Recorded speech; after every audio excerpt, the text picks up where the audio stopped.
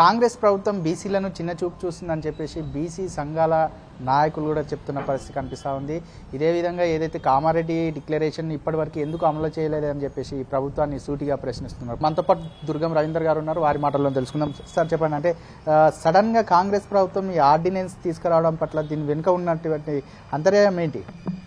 ఇంతకుముందు కూడా మనం అనుకున్నాం, కాంగ్రెస్ పార్టీ కాదు ఏ పార్టీ అయినా సరే ఎన్నికల ముందు బీసీలకు ఏదో రిజర్వేషన్ ఇస్తున్నామని మాయ చేయడం అలవాటైందండి. మసిపూసి మారేడుకాయ చేసి ఇదిగో ఇస్తున్నామని చివరి నిమిషంలో కోర్టు ద్వారానో ఇంకో ద్వారానో ఆ ఉన్నదాన్ని లేకుండా చేసి మొత్తం మీద ఆ రాష్ట్రంలో ఆ పాలక వర్గాల వాళ్ళే ఎన్నిక కావడం అనేది మనకి చాలా రాష్ట్రాల్లో చాలా సంవత్సరాలుగా చూస్తున్నాం. అంటే ఇండిపెండెన్స్ వచ్చిన దగ్గర నుంచి. ఎందుకని వీళ్ళు సీరియస్గా ఉంటే 9th షెడ్యూల్లో చేర్చారు ఈ బిల్లుని. 9th షెడ్యూల్లో చేరిస్తే ప్రయోజనం ఏంటంటే సుప్రీంకోర్టు దాన్ని సమీక్షించనక్కర్లేదు, డైరెక్ట్గా ఏ కోర్టు దాన్ని కొట్టేయలేదు. ఇవన్నీ కోర్టు కొట్టేసే విధంగా ఆర్డినెన్స్లు చేసి పార్లమెంట్ ఆమోదించడానికి వీలు లేకుండా అసెంబ్లీలో ఆమోదించి ఇవన్నీ మసిపూసి మారేడుకాయ చేయడం చిన్నపిల్లలు మాయ చేసినట్టు ఉందండి.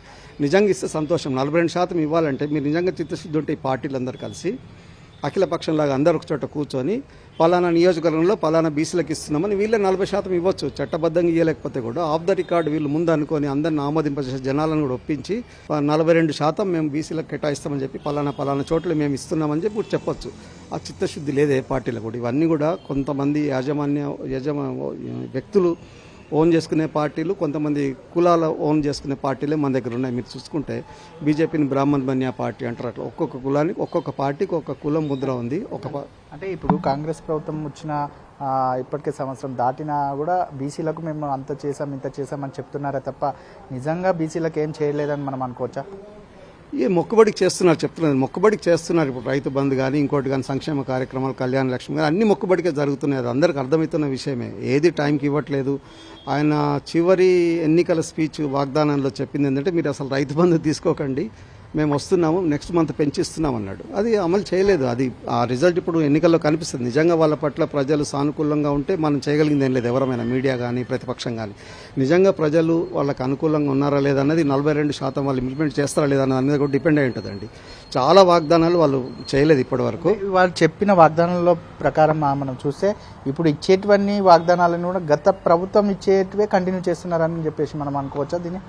అట్లా అవి గతంలో కంటిన్యూ చేస్తూ పాటు ఇప్పుడు సిటీ బస్సు అట్లాంటివి ఇస్తున్నారు కదా వీళ్ళకి, మహిళలకు సిటీ బస్సు అవి ఇస్తున్నారు. కానీ ఎందుకో జనం సాటిస్ఫై ఉన్నారు లేదనేది ఎన్నికల్లో లిట్మస్ టెస్ట్ అండి, తెలిసిపోతుంది. ఈ 42% రిజర్వేషన్ పట్ల కాంగ్రెస్ పార్టీ సీరియస్గా ఉందా లేదా అన్నది చాలా ఇంపార్టెంట్ పాయింట్ ఇక్కడ. వాళ్ళు వాగ్దానాలు కొన్ని భంగం చేశారు, కొన్ని అరకొర అమలు చేస్తున్నారు. అది మర్చిపోతే ఈ రానున్న స్థానిక ఎట్లాగూ సర్పంచ్ ఎన్నికలు పార్టీల పరంగా జరగవు. పార్టీల పరంగా జరిగే మండల జడ్పీటీసీ కానీ మున్సిపాలిటీ కానీ వాళ్ళు సిస్టమేటిక్గా ఒకవేళ పార్లమెంటు సుప్రీంకోర్టు నో అన్నా సరే ఈ అన్ని ప్రధాన రాజకీయ పార్టీలు కూర్చొని మేము 42% ఇస్తున్నాము, పలానా చోట బీసీలకు ఇస్తున్నాం అన్నప్పుడు వాళ్ళకి చిత్తశుద్ధి ఉన్నట్టు లెక్క, లేకపోతే చిత్తశుద్ధి లేనట్టే లెక్క అండి. దీనికి వేరే టెస్ట్ అక్కర్లేదు. మనకి ఇంకో వారం 10 రోజుల్లో తేలిపోతుంది విషయం అంతా కూడా.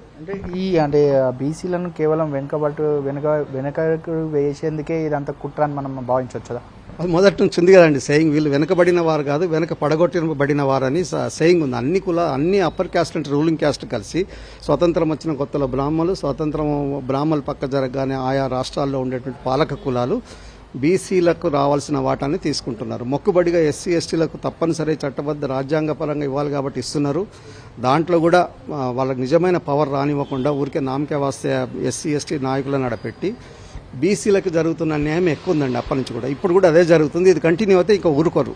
అయితే ఈ బీసీలకు సంబంధించిన సమస్యలు కావచ్చు, రిజర్వేషన్కి సంబంధించిన ఇప్పటికే బీసీ సంఘాల నాయకులు కూడా, వివిధ సంఘాల నాయకులు కూడా ధర్నాలు చర్చలు జరుపుతున్న నేపథ్యంలో వీళ్ళని ఎలాగైనా కూల్ చేయాలనే నేపథ్యంలో కూడా కేవలం పిలిచి చర్చలు జరపడమే మాత్రమే జరుగుతుందా, లేకపోతే ఇంకేమైనా జరుగుతుందా? ఇప్పుడే కాదు మిత్రమా, చాలా కేసుల్లో మీరు చూస్తే ఎన్నికల ముందు ఎందుకు ఈ చర్చ జరుగుతుంది, ఎన్నికల ముందు ఎందుకు జరగదు? ఎన్నికలకు చాలా ముందు కూడా చేయొచ్చు కదా. ఎన్నికల ముందు అడావిడికి ఆర్డినెన్స్ చేయడం ఏంది? మరి నిలబడుతుంది రేపు పొద్దున కోర్టులో, సుప్రీంకోర్టులో, హైకోర్టులో. సుప్రీంకోర్టులో హైకోర్టులో ఛాలెంజ్ చేయొద్దంటే 9th షెడ్యూల్లో చేర్చాల్సిందే. 9th షెడ్యూల్లో చేర్చకుండా ఎవరేం మాట్లాడినా అది బక్వాస్. రాబోయే రోజుల్లో ఎలా ఉండబోతుంది? బీసీల రిజర్వేషన్ హక్కులకై పోరాడేందుకు ఎలా సన్నిసిద్ధం అవుతున్నారు? దాంతోపాటు ఈ కాంగ్రెస్ ప్రభుత్వం ఇచ్చిన 42% రిజర్వేషన్ల అమలుకై రాబోయే రోజుల్లో కార్యాచరణ ఎలా ఉండబోతుంది? ఇప్పుడు అన్ని పార్టీల వాళ్ళు చెప్తున్నారండి, మీరు మాకు అన్యాయం చేస్తే మేము ఉద్యమిస్తాం అంటున్నారు. పార్టీలతో సంబంధం లేకుండా, గవర్నమెంట్తో సంబంధం లేకుండా బీసీలు అనేటువంటి వాళ్ళు చైతన్యం చెందుతున్నారు. వాళ్ళు చాలా ఎడ్యుటేషన్ మూడ్లో ఉన్నారు. ఖచ్చితంగా వీళ్ళు అన్నమాట ప్రకారం రిజర్వేషన్ ఇవ్వకపోతే ఉద్యమాలు జరుగుతాయి, దాంట్లో అనుమానం లేదండి. రైట్. మొత్తానికి చూసుకున్నట్లయితే కాంగ్రెస్ ప్రభుత్వం ఏదైతే ఎన్నికల సమయంలో ఇచ్చిన హామీలకు ఏదైతే నెరవేర్చలేదో కంపల్సరీ రాబోయే రోజుల్లో కూడా పెద్ద ఎత్తున ఉద్యమం చేపడతాం. అలాగే కామారెడ్డిలో చెప్పిన విధంగా బీసీలకు 42% రిజర్వేషన్ వెంటనే అమలు చేయాలి. దీని ద్వారా ఆర్డినెన్స్ తీసుకెళ్లడం ద్వారా సుప్రీంకోర్టుకి వెళ్ళినా కూడా ఇది కొట్టేస్తారు అని చెప్పి తెలిసినా కూడా ఇలా ఎందుకు చేస్తుందో కాంగ్రెస్ ప్రభుత్వం అర్థం కావట్లేదు. ఇప్పటికైనా చేసేదేం లేదు. బీసీలకు ఏదైతే చెప్పిన హామీలు నెరవేర్చాలి, లేకపోతే మరింత రాబోయే రోజుల్లో స్థానిక సంస్థల ఎన్నికలు వస్తున్న నేపథ్యంలో కూడా ఈ పార్టీని కూడా తుక్కుగా ఓడించే దిశగా బీసీలందరూ ముందుకు కదులుతారని చెప్పేసి దుర్గం రవీందర్ గారు చెప్తున్న పరిస్థితి కనిపిస్తుంది. కెమెరా పర్సన్ సైదులతో కలిసి ఉదయకిరణ్ టీ న్యూస్ ఓయూ.